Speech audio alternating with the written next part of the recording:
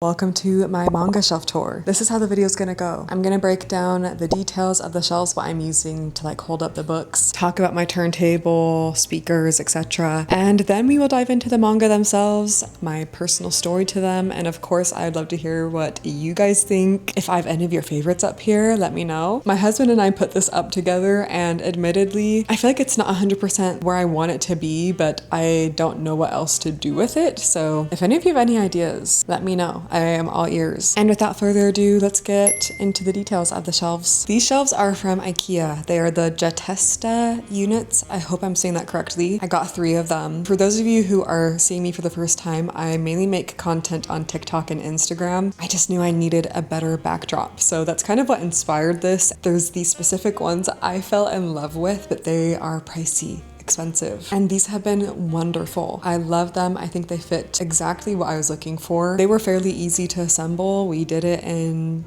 2 hours, I want to say. IKEA Jatesta, everyone. I use these for cable management. They're like these just plastic acrylic wire management things I got on Amazon. I just stick them behind and it's doing a good job. I probably should have gotten bigger ones for how many cables I have, but it is working for now.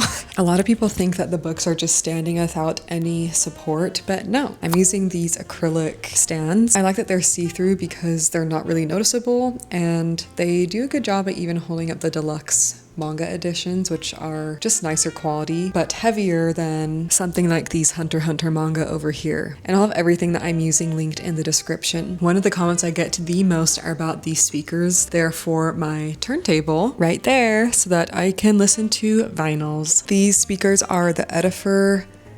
I'm gonna have a screenshot of them and I'll link them. They're good quality. I'm a beginner. I'm not a huge audiophile, but I'm sure that there's better ones that you can get, and I'm also sure that there's cheaper ones that you could get as well if you're like me. But I just saw these recommended a lot on Reddit threads, so that's why I got them. They came with these silver or chrome stands that I really like as well, and aesthetically I feel like it works perfectly with my bookshelves. I have the Fluence RT82. I wanted a white turntable. It has auto stop, which I really liked. It doesn't start the other side of the vinyl, but I don't really need that. That's not a feature that I'm missing. You can also upgrade things if you'd like. Overall, love it, and I have no complaints. We wanted to display our favorite volumes of the manga, so we got these clear easels that are perfect for just that.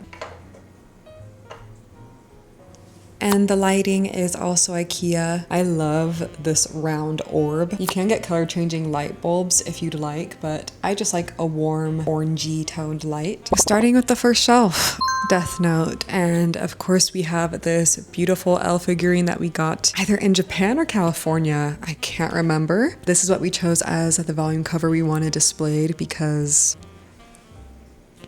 yeah, the manga art style is gorgeous. It's detailed, it's unique. I think it's great for beginners because it is a classic mystery. The characters, you either love or hate them. So if you're getting started in anime or manga, I think Death Note is a great place to start. And actually, on that note, oh my gosh, Erased. Erased is another one that I recommend all the time to beginners. Maybe because mysteries are just easy for everyone. The story behind this is what my husband got me for my birthday. We were dating for about a month. It was such a sweet present. Erased was the anime that I showed him to try to get him into anime. And this is actually what started our manga collection journey. Erased is great because it's a really short read, and I actually find the manga art really charming. It has the butterfly effect mixed with trying to solve these murders that are happening, and I highly, highly recommend it. Now over here we have I Want to Eat Your Pancreas. I know that this one really hits for a lot of people. This is a lot of people's favorite anime movie, and I almost prefer the manga over it. That may be controversial. I think it just allowed me to process things a little bit slower. And next up we have, okay, 1, 2, 3.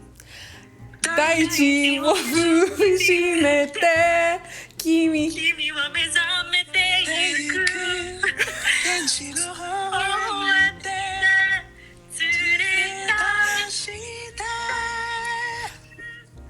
Perfect. Hunter x Hunter. Hunter x Hunter had and has a chokehold on me and my family. We absolutely love it. And I also love Crollo very, very much. My cat really likes laying behind these manga specifically, so almost every single day I will see them pushed out like this, and I'll have to just push them in. It's a great little routine that we have. We really wanted to do a highlighted volume for Hunter x Hunter, but as you can see, the shelves aren't quite wide enough for it. But if we had to choose, I mean, this one is gorgeous.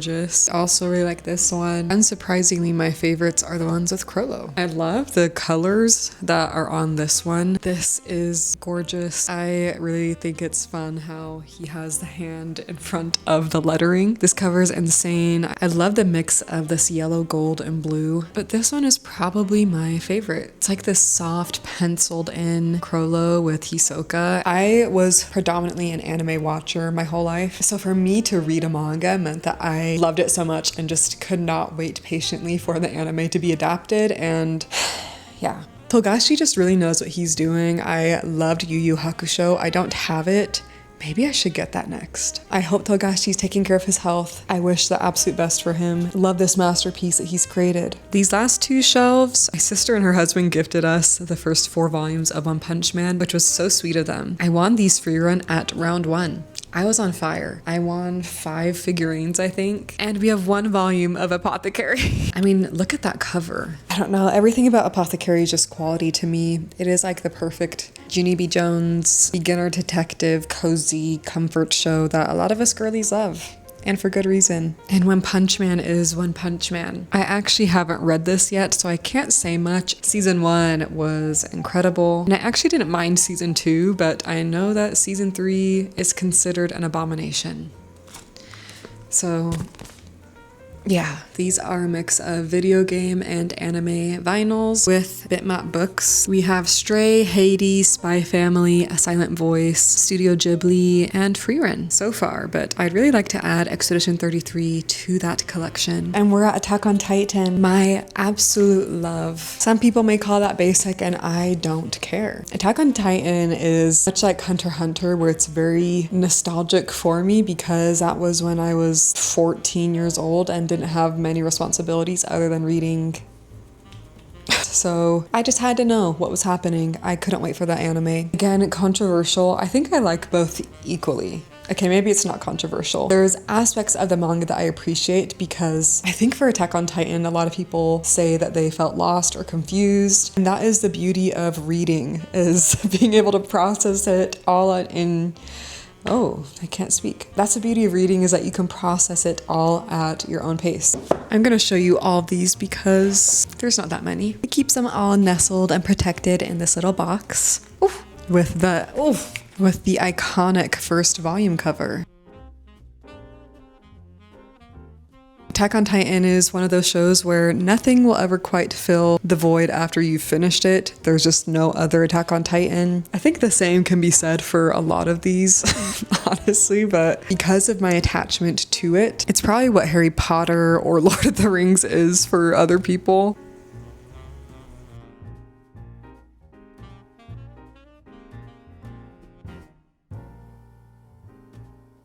And of course we have the showpieces, which are Vagabond. I think these are the most gorgeous manga deluxe editions I have ever laid my eyes on. Everything about these are so high quality. They have some colored pages at the beginning of each volume. There's 3 volumes in each of these. A majority of the pages are black and white, but being able to experience Takehiko Inoue's art on bigger pages is just phenomenal. It is an incredible experience. Vagabond is considered one of the greatest manga of all time, so they did a wonderful job with these definitive editions, and I actually need to get the 4th one, but I won't know where to put it. And that is another bitmap book. None of this is sponsored, by the way. And on the middle row, bottom shelf, those are also 2 bitmap books, and on that is also a bitmap book. We have 3 rows left. Oh, 4. We have 4 rows left. I promise we're almost done. Demon Slayer. I sobbed like a baby when I read this. I already showed you our favorite volume. Demon Slayer was a really great read. Honestly, probably because I had Ufotable's adaptation with Yuki Kajiura's music that helped me as I read the rest of the manga. This is another one where I couldn't wait for the rest of the seasons to be adapted. So after season 1, I did read this and really enjoyed it. I think Demon Slayer gets a lot of hate. People call it overhyped and whatnot. I think it's really good at what it does. It's a very generic shonen, and I really like Tanjiro as a main character. His empathy and desire to learn sets a really great example. At least at the time that I watched Demon Slayer, there weren't a lot of protagonists like him. I still don't think there are. Like, a lot of them were more hot-headed or like that cool type. So I really like Tanjiro. Maybe I should put my rating of all of the ones I've completed.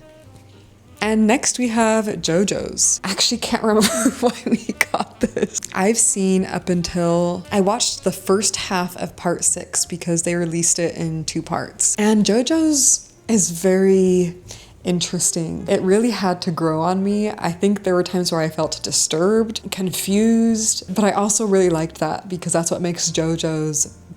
I kept seeing memes about it, so my sister and I were like, okay, we need to watch it. And these manga volume covers are insane. I remember seeing them in Barnes & Noble and falling in love with it. The reason I am saying I don't know why we got it is because there's other manga that probably have more of an emotional attachment to, but I do like visually how they look. I do get a lot of comments asking why I don't have part 1, and that's because when we ordered part 1 and it arrived, it came damaged. So we returned them and just never repurchased it, and I guess it's fine because it wouldn't fit.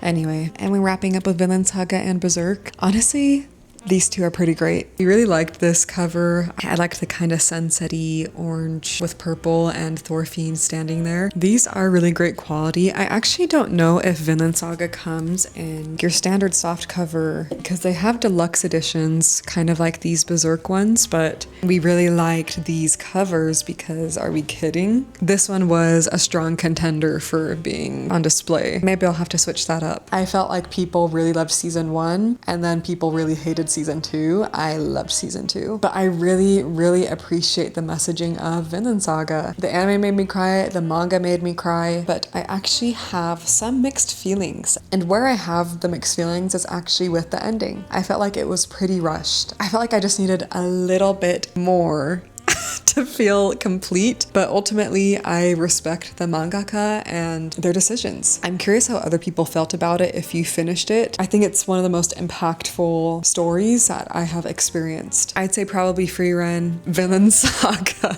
and Attack on Titan are the ones that really impacted me. And then we have Berserk. These are quality deluxe versions of Berserk. I have used my anime list for a very long time and would always see Berserk as the #1 rated manga. I'm glad that I didn't read this while I was younger because I think that this would have been a lot for me to process. It is a heavy story, but look at the detail. I've been reading this on my e-reader alongside my husband so that we can read it simultaneously, but it is not the same experience. The smaller pages and the smaller e-reader screen just do not do the art justice. It is so incredibly detailed. I am not done with Berserk, but I'm very excited to finish it. I can definitely see why it is so highly rated. I don't think I'll be watching the anime adaptation, at least the 2016 one, because I've heard not very good things about it, but I do hear good things about the 90s version. Sadly, the original mangaka has passed away, but his predecessor has taken on the rest of the writing of Berserk. If you've gotten there, curious what your thoughts are. That is my Manga Shelf Tour. Please let me know if you have any questions. If I missed anything, I'm so sorry. Let me know what your favorite manga are. I'm definitely becoming more of a manga reader. It's just really nice to be disconnected from a screen. I definitely like the ones that are more thought-provoking and will make me cry. So would love any suggestions, and I hope you guys have a fantastic rest of your week, and I'll see you guys in the next video.